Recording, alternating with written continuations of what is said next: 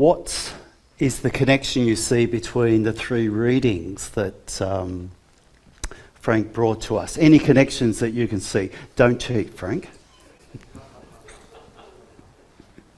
You can if you like.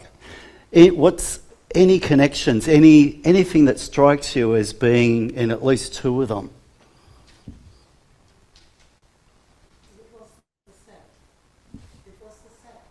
The Sabbath? Yep, the Sabbath, yes. Yep. Anything else? So in the Gospel reading from Mark, what were the religious leaders trying to do? Catch things. They were looking to find fault, weren't they? Okay. 2 Corinthians, Paul was describing how some people had said he was not a super apostle like them. His qualifications weren't that good and that he was not doing that great a job because he just wasn't as impressive as the other people. Judging. Looking for things that Paul was maybe doing differently to what they were doing, and then making sure that everyone knew what they thought. What about Samuel? That's a harder one. Frank, did you work out, seeing you've got the sheet, no pressure, what was this connection with the Samuel reading to those two readings? Good. That's a really good place to be, because it makes you wonder, what's the connection? The sermon? Discernment, yes. Yes, yep. Also, there can be a whole lot of connections. One of the ones that I thought was that it was a time where people didn't discern God. Now, what was the words? There hadn't been any visions. Very good, Grant. Yes. People were not hearing God. Now, is there any connection with the religious leaders who were trying to pick fault with Jesus and didn't see that God was speaking through Jesus? They actually had God in front of them doing things and they didn't notice it. That's a bit like not being able to recognise when God's at work. And yet Samuel had enough memory to be able to point. Eli had enough memory to be able to point to Samuel that after the third time that God was actually speaking, and to listen for what God is saying. So what's God saying to us from these readings today? See, the danger is in any reading that we can... reading something about a person or heard a podcast about someone about poetry and they're saying, I don't understand poetry. It just doesn't make sense. Hint, that was a male. See, it's not logical. And I thought, but see, it's not about logic, is it? It's about something else. So the things that we look for in a reading and the things we look for from God can affect the way we perceive things.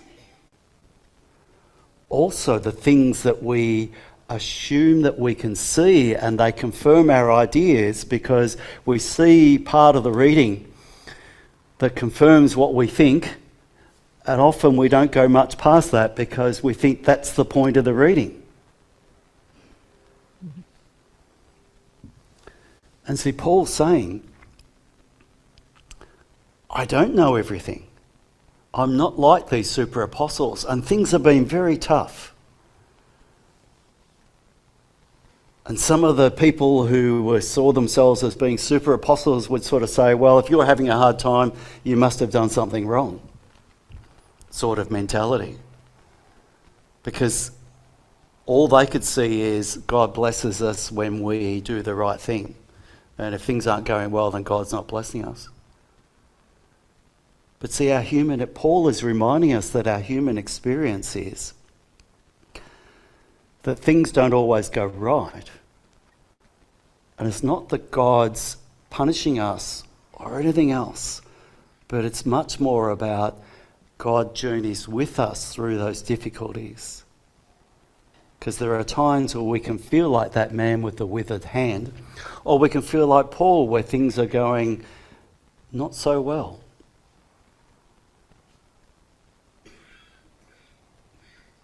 And in the midst of that, are we listening for what God is saying to us in whatever our circumstances are? Or are we just thinking things aren't bad and things are bad and things will get better? I came across a concept of looking at the Bible in 3 different ways that I want to share with you. It was Patrick Otoma, who's a poet, and he was describing the way he processes things in the Bible. And he talked about there are times where you can use a window. The Bible is like a window into the culture from which it came from at a historic moment of what actually happened at that time. He then talked about the Bible as a work of art. All the books of the Bible, all the poetry, all the different styles of writing, the way it's all been put together, there is an art, it's a creation. There is an artistic element to the Bible. We can look at it like a painting, where the particular artist wants to show us something, whether that is consistent with what's happening in the culture or whether the artist is bringing up something that's not going well in the culture. So a window, a painting. The last one, he said, is a mirror.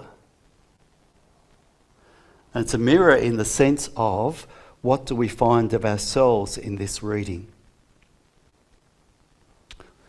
What do we see? What's the resonance for us in this reading? A window, a painting, and a mirror. I found that really helpful because there are times where people have said that they like the way that the King James Version writes the Psalms, with all the these and thous. That's an artistic thing, isn't it? It's a flow, it's a particular way it's been created. Sometimes I've looked at that and thought, no, I find the one that's much more logical and straightforward is easier to read. But see, that's looking at it in a different way. That's a mirror because it's coming more from what I'm picking up in the reading and what I'm looking for in the reading. And other people that can tell you the history of what's happening at that time. Different ways of looking at it. Now, all are important. But what we need to recognise is what we're looking for, the way we're looking at the Bible, and how God can speak to us in each of those ways. Because sometimes there's something in the history that just resonates with our experience. Like Eli's experience of there not being many visions, God not speaking. It can feel a little bit like that at the moment when we are finding it harder as a church to know how we engage with the community and what's God saying to us. How are we engaging with what God is saying to us and where is God speaking to us? Is it only in church? Is it out in the world? Where is it that God is speaking to us? The other thing that Patrick was talking about was we need to read our own reading.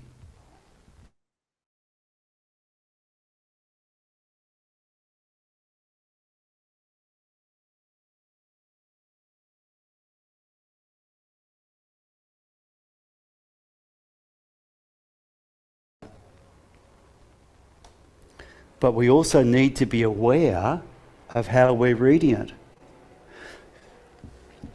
If we are reading it to actually find a proof text for what we believe, that is a particular reading of a text. If we are looking for something to show someone else that what they are doing is wrong, it's a very different reading from the way that Jesus was reading what was happening around him with the man with the withered hand. And for Paul could have done all sorts of things in response to the people that were criticizing him and making it really hard for him with that church that he set up in Corinth to actually, he was going to go back and see them, but he was reading the signs of what was happening and reading it to the point where he thought he chose not to go back. If you read around the parts of the reading from today, he chose not to go back because he didn't want to make it more difficult for them, because he didn't want it to be focused on him and what was happening with him. He wanted them to be able to listen to God rather, and recognise that in the midst of our struggles and difficulties, God can speak to us in fresh ways.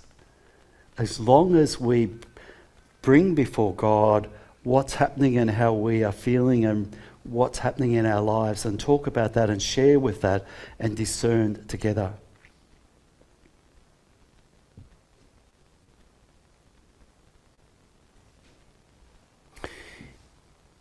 In 1 Corinthians, Paul wrote, in the first letter to the Corinthians, Paul wrote, it's about verse 9. As it turned out, it was the best thing that could have happened. This is some of the difficulty that's been happening. Instead of trusting in our own strength, our wits to get out of it, we were forced to trust God totally. Not a bad idea, since He's the God who raises the dead. All the passages are showing that God can bring about change in that situation that the people were in. But we need to be open to not just trying to solve it ourselves, but to recognise when it's beyond our wits and our ability, and to listen and allow God to speak to us, which is the theme slide. Next one, Barbara. Okay. I was thinking what to use for a theme slide today.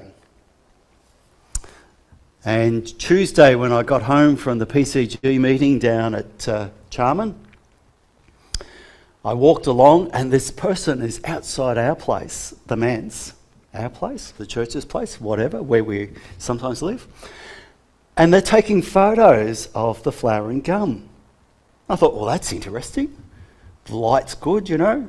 I thought, maybe I should take a photo of the flowering gum. So I went and took some photos of the flowering gum, and took a few different photos, and I started to think,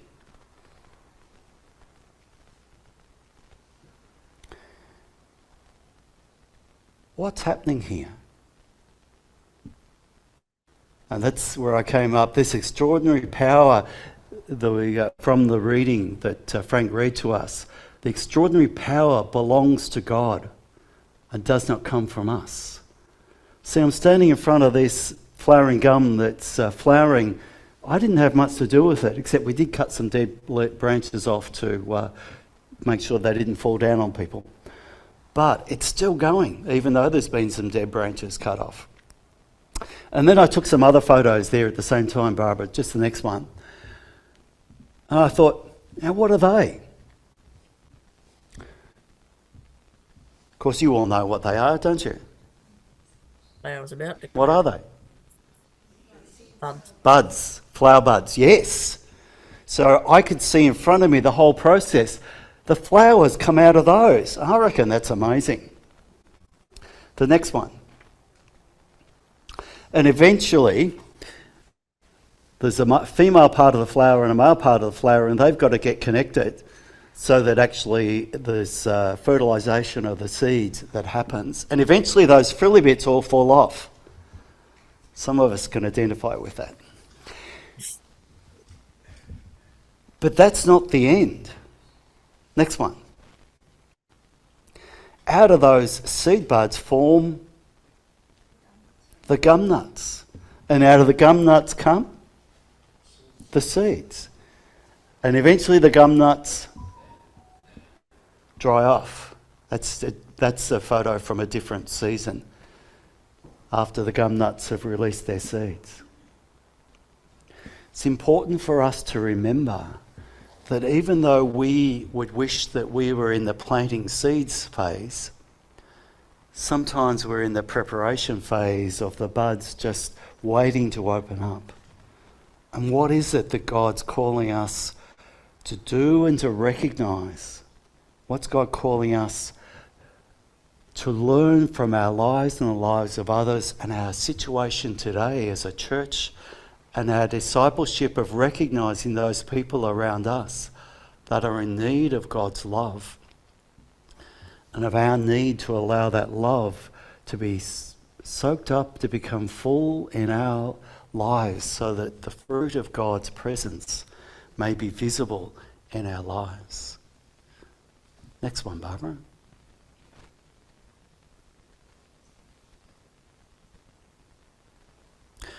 Will we allow that extraordinary power that comes from God to be set free to work? Will we recognise when we are trying to take front stage and allow God to be the actor that we support, that God works through us as we continue the ministry that Jesus showed? What's God calling us to see and to recognise? And part of that is recognising that there are times in the life cycle of the flowering gum where it looks like nothing's happening. But that's the time where something is happening deeper inside. What is God wanting to do deep inside of us? How do we focus broader than just the things we normally look for? How do we allow God to speak to us in a quiet centre?